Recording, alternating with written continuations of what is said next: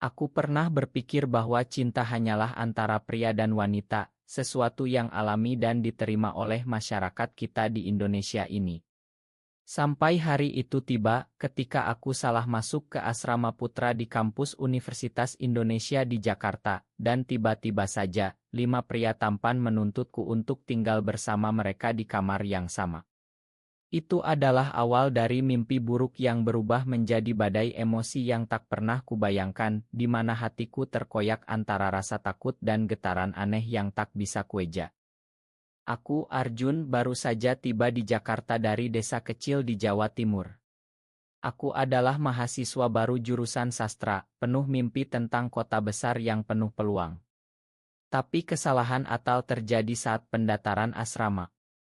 Aku mengira aku mendatar untuk asrama campur, tapi ternyata itu asrama khusus putra. Saat aku membuka pintu kamar 205, aku disambut oleh 5 pasang mata yang menatapku dengan campuran keheranan dan tawa. "Hei, kamu siapa?"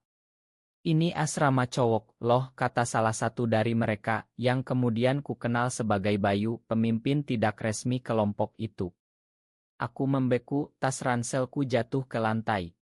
Hatiku berdegup kencang, bukan hanya karena malu, tapi ada sesuatu yang aneh di tapanya yang membuatku gelisah. Mereka adalah Bayu, Cakra, Dion, Eko, dan Ajar. Bayu adalah yang tertua, mahasiswa tahun ketiga jurusan teknik, dengan senyum yang bisa melelehkan es. Cakra, si seniman, selalu membawa sketsa buku. Dion, atletis dan cerewet. Eko, pendiam tapi pintar. Ajar, yang paling muda dan penuh energi. Mereka memutuskan untuk tidak melaporkanku ke pengelola asrama, malah menawarkan tempat tinggal sementara. "Kita bisa bagi tempat tidur bergantian," kata Bayu sambil tertawa. Aku menolak, tapi di mana lagi aku bisa pergi? Malam pertama aku tidur di lantai, tapi pikiranku tak bisa diam mengapa tapan Bayu membuatku merasa hangat. Di Indonesia, di mana norma masyarakat begitu ketat, pikiran seperti ini terasa seperti dosa. Keesokan harinya, kehidupan asrama dimulai. Kami sarapan bersama di kantin kampus, di bawah pohon-pohon rindang yang khas Jakarta. Aku mencoba beradaptasi, tapi konflik dalam diriku mulai muncul. Aku merasa asing, tapi juga nyaman. Bayu sering menggodaku, "Arjun, kamu terlalu pemalu untuk cowok." Hatiku bergejolak setiap kali dia dekat. Aku bertanya pada diriku sendiri, apa ini? Rasa persahabatan biasa? Atau sesuatu yang lebih dalam? Di malam hari, saat yang lain tidur, aku berbaring sambil memandang langit-langit, memikirkan keluargaku di desa. Mereka mengharapkan aku sukses, menikah dengan gadis baik-baik. Tapi di sini, di asrama ini, aku merasa diri yang sebenarnya mulai bangun. Perlahan hubunganku dengan mereka semakin dekat. Kami belajar bersama, berbagi cerita tentang masa kecil. Bayu bercerita tentang keluarganya yang konserati di Bali, bagaimana dia selalu merasa berbeda. "Aku pernah mencoba jadi seperti yang diharapkan, tapi hati tak bisa bohong," katanya suatu malam. Kata-katanya menyentuhku dalam. Aku mulai menyadari bahwa aku juga menyimpan rahasia yang sama. Tapi aku takut. Di Indonesia, cinta seperti ini sering disembunyikan, bahkan dihukum oleh masyarakat. Aku bergumul dengan diri sendiri, antara ingin dekat dengan Bayu dan rasa bersalah yang menekan dada. Suatu hari, kami pergi ke pasar malam di Jakarta. Di tengah hiruk-pikuk, Bayu memegang tanganku saat kami melewati kerumunan. Itu hanya sesaat, tapi rasanya seperti listrik menyambar. "Jangan hilang," katanya. Hatiku berbunga, tapi sekaligus takut. Apa yang akan dikatakan yang lain? Cakra memperhatikan, tapi dia tersenyum. "Kalian cocok," gumamnya. Tapi di dalam, aku panik. Aku bukan gay, pikirku. Atau aku. Malam itu aku tak bisa tidur, memikirkan sentuhannya. Ini salah, tapi mengapa terasa benar? Konflik mulai muncul saat Dion, yang paling cerewet, mulai curiga. "Arjun, kamu aneh deh. Kok sering banget ngeliatin Bayu, katanya sambil bercanda, tapi ada nada tajam. Aku menyangkal, tapi hati gelisah. Eko, si pendiam, justru mendukung. Biarkan saja, yang penting bahagia, katanya. Tapi ajar, yang paling muda, tampak cemburu. Bayu milik kita semua, katanya suatu kali. Aku merasa terjebak di tengah mereka. Innerku semakin kuat, aku mencintai Bayu, tapi takut kehilangan persahabatan ini. Di pertengahan semester, Bayu mengajakku jalan-jalan ke pantai Ancol. Di sana, di bawah matahari terbenam, dia mengaku. Arjun, aku suka kamu. Lebih dari teman. Hatiku meledak. Aku balas pelukannya, tapi air mata mengalir. Tapi masyarakat, keluarga, tanyaku. Dia bilang kita bisa sembunyikan. Tapi di dalam, aku tahu ini akan sulit. Kembali ke asrama, yang lain tahu. Dion marah. Ini gila. Kalau ketahuan, kita semua kena, katanya. Aku merasa bersalah, tapi cinta ini terlalu kuat. Malam itu, aku berpikir panjang. Apa aku harus pergi? Tapi Bayu memegangku. Kita hadapi bersama. Rasa hangat itu membuatku bertahan. Tapi deep down, aku tahu badai akan datang. Hari-hari berikutnya penuh ketegangan. Di asrama, suasana berubah. Dion mulai menjauh, sering keluar malam tanpa bilang. Aku merasa bersalah, seolah aku merusak harmoni kelompok. Setiap malam, saat berbaring di samping Bayu, kami sekarang berbagi tempat tidur secara diam-diam, aku bergumul dengan pikiran. Mengapa aku? Mengapa sekarang? Di Indonesia, di mana agama dan tradisi begitu kuat, cinta kami terasa seperti pemberontakan. Aku ingat ayahku yang selalu bilang, jadilah pria sejati, Arjun. Apa artinya pria sejati bagiku sekarang? Bayu mencoba meyakinkanku. Kita bukan monster. Kita hanya manusia yang mencinta, katanya sambil memelukku erat. Tapi pelukannya tak bisa hilangkan keraguan. Suatu siang, kami bertengkar pertama kali. Aku bilang, Bayu, ini terlalu berisiko. Kalau keluarga tahu, aku bisa diusir. Dia marah, kamu takut apa? Cinta tak kenal takut. Air mataku jatuh. Aku takut kehilangan segalanya, termasuk dirinya. Inner conflict ini menyiksa, seperti pisau yang menusuk hati setiap detik. Cakra, si seniman, menjadi penengah. Dia menggambar sketsa kami berdua, katanya untuk mengingatkan betapa indahnya. Lihat, Arjun. Ini nyata, katanya. Tapi Dion semakin parah. Dia mulai bergosip dengan teman luar, meski tak langsung. Aku mendengar bisik-bisik di kampus. Asrama 205 aneh deh. Hatiku hancur. Apakah ini akhirnya? Aku mulai menarik diri, menghindari Bayu. Tapi semakin jauh, semakin sakit. Suatu malam, Ajar mendekatiku. Arjun, aku juga suka Bayu. Tapi aku rela mundur demi kalian. Pengakuannya mengejutkan. Aku peluk dia, tapi hati tambah berat. Mengapa semuanya begini rumit? Di dalam, aku bertanya pada Tuhan, mengapa kau beri aku perasaan ini? Aku berdoa di masjid kampus, mencari jawaban. Tapi hanya keheningan. Kemudian datanglah pengkhianatan pertama. Dion dalam kemarahannya melaporkan kami ke pengelola asrama. Ada yang aneh di kamar kami, katanya. Pengelola datang memeriksa. Kami panik. Bayu bilang ini salah paham. Tapi aku tahu ini awal masalah. Aku konfrontasi Dion. Kenapa kamu lakukan ini? Tanyaku dengan suara gemetar. Dia jawab, karena aku takut kehilangan teman. Dan ini salah. Air matanya jatuh. Ternyata dia juga bergumul dengan perasaannya sendiri. Malam itu kami semua duduk bersama. Eko memimpin diskusi. Kita keluarga. Mari bicara. Cerita keluar, Dion ternyata pernah punya pengalaman serupa di masa lalu, tapi ditekan keluarga. Aku tak mau kalian menderita seperti aku, katanya. Hatiku luluh. Ini bukan pengkhianatan tapi rasa takut yang sama. Kami memeluk tapi luka masih ada. Bayu dan aku semakin dekat tapi konflik innerku memburuk. Aku mimpi buruk tentang keluarga yang mengusirku. Bangun dengan keringat dingin, aku bisik pada Bayu, aku tak kuat. Dia pelukku, kita kuat bersama. Tapi di hati aku ragu. Apakah cinta ini layak untuk segala penderitaan? Di akhir ile ini aku merasa emosi semakin menumpuk. Setiap hari seperti perang dalam dada. Aku mencinta Bayu, tapi dunia di luar asrama begitu kejam. Emosi semakin membara. Setelah insiden dengan pengelola, kami lebih hati-hati. Tapi gosip di kampus menyebar seperti api. Teman-teman mulai menjauh.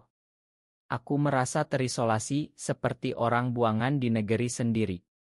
Di Indonesia, di mana nilai-nilai keluarga dan masyarakat begitu sakral, aku merasa seperti pengkhianat.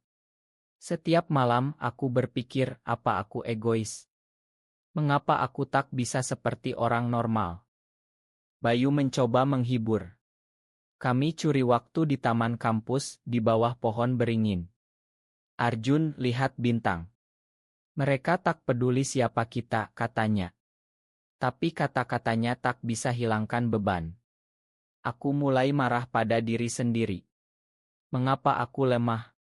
Inner monologku tak henti, kamu bodoh, Arjun. Kamu hancurkan hidupmu untuk apa? Cakra mengajakku bicara pribadi. Aku tahu rasanya.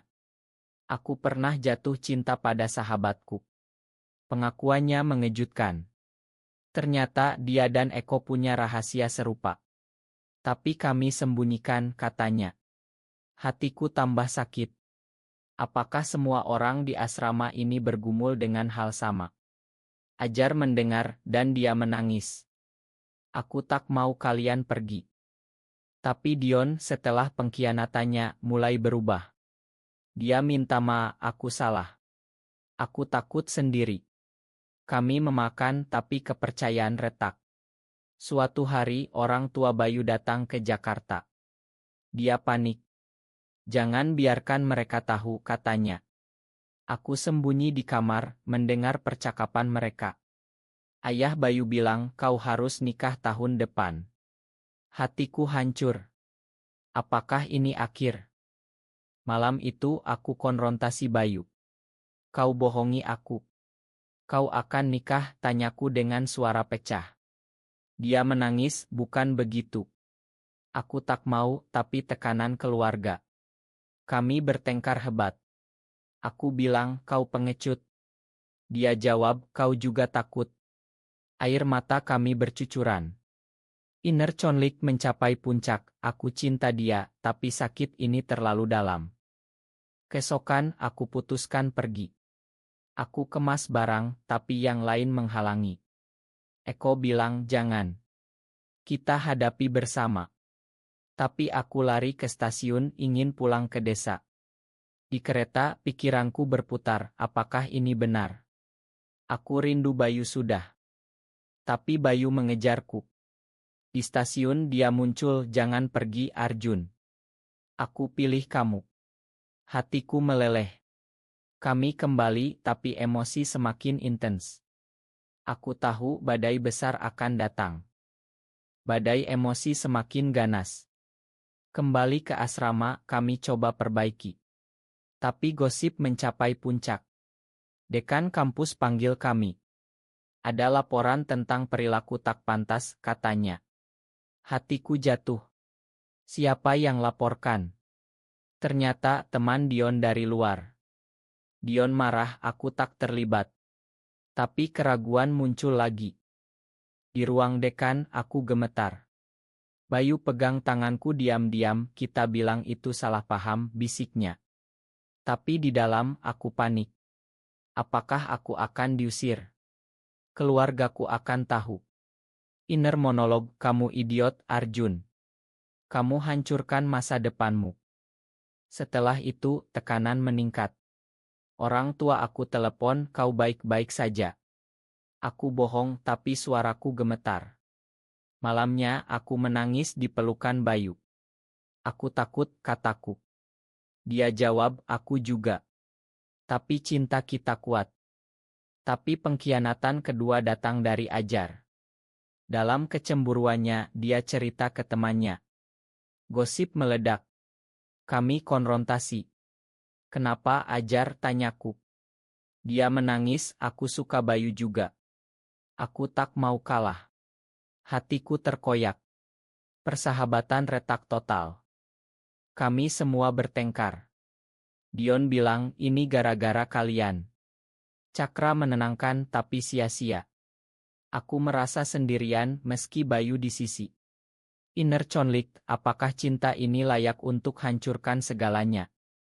Suatu malam Bayu ajak aku ke bukit di pinggir Jakarta. Di sana dia berlutut. Arjun, maukah kau jadi milikku selamanya? Hatiku berdegup. Aku jawab ya, tapi air mata jatuh. Kami peluk, tapi tahu dunia tak setuju. Kembali masalah datang. Keluarga Bayu tahu dari gosip. Ayahnya datang marah. Kau bawa malu keluarga, teriaknya. Bayu diusir. Hatiku hancur melihatnya pergi. Aku mengejar, jangan tinggalkan aku. Tapi dia bilang, aku harus pergi dulu. Emosi mencapai klimaks. Aku depresi, tak makan, tak tidur. Yang lain coba hibur, tapi sia-sia. Inner monolog tak henti, tanpa dia, aku apa? Penderitaan semakin dalam. Tanpa Bayu, asrama terasa kosong. Aku hubungi dia, tapi ponsel mati. Keluarganya bawa dia ke Bali. Hatiku seperti robek. Setiap malam, aku ingat kenangan, sentuhannya, tawanya. Mengapa Tuhan inginkan ini? Yang lain coba dukung. Eko bilang dia akan kembali. Tapi Dion yang sekarang menyesal, bilang mungkin ini terbaik. Aku marah, kau tak tahu rasanya. Inner conflict, apakah aku harus lupakan dia? Suatu hari, surat datang dari Bayu. Aku melawan keluarga. Tunggu aku. Hatiku berbunga, tapi takut. Apakah dia bohong? Aku pergi ke masjid berdoa panjang. Tuhan beri aku kekuatan. Ajar minta maaf. Aku salah. Aku cemburu buta. Kami peluk tapi luka dalam. Cakra gambar potret Bayu untukku. Ingat ini. Emosi membuncah. Kemudian kabar buruk, Bayu kecelakaan di Bali. Hatiku berhenti. Aku terbang ke sana, pinjam uang dari teman. Di rumah sakit, aku lihat dia terbaring. Arjun, bisiknya. Aku menangis, jangan tinggalkan aku. Dia cerita dia kabur dari keluarga, tapi tabrakan. Aku mau kembali padamu. Kami peluk meski orang tuanya di sana. Ayahnya marah, tapi ibunya bilang biarkan mereka bahagia. Emosi klimaks, aku sadar, cinta kami lebih kuat dari segala.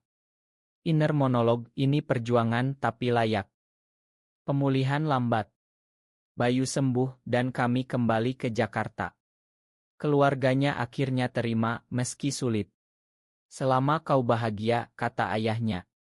Hatiku penuh syukur. Di asrama kami rekonsiliasi. Dion, Ajar, semua minta maaf. Kita keluarga, kata Eko. Kami peluk bersama. Cakra gambar kami semua, simbol persatuan. Bayu dan aku jalani hubungan diam-diam tapi penuh cinta. Kami lulus, mulai hidup baru. Di Indonesia, masih sulit tapi kami berjuang untuk perubahan. Inner monolog akhir, cinta tak kenal batas. Ini pelajaran, terima diri, lawan prasangka. Kami bahagia dalam pelukan satu sama lain. Kisah ini mengajarkan di tengah badai, cinta bisa menang.